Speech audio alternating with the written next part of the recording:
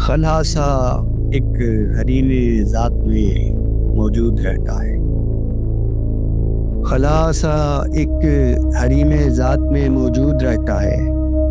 کوئی منزل ہے جس کا راستہ مسدود رہتا ہے۔ کوئی منزل ہے جس کا راستہ مسدود رہتا ہے۔ وہ مسلسل ایک وحشت کا سمندر ہے کہ جو دل میں فقط شوریدگی فکر سے محدود رہتا ہے۔ کہ لا ینحل ہے وہ رمز کلیدی آفرینش سے، احاطہ جس کا ہر ایک سوچ کو مقصود رہتا ہے۔ وہ ایک عنصر جو ہست و بود کے عالم کے باہر ہے، جہاں ادراک کا ہر شعبہ بے سود رہتا ہے اور وجود ایک سوچنے کے دائرے سے ہی عبارت ہے۔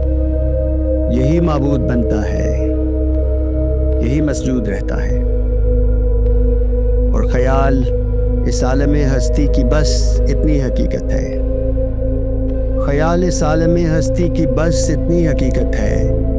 توجہ جب تلک حاصل نہ ہو نابود رہتا ہے۔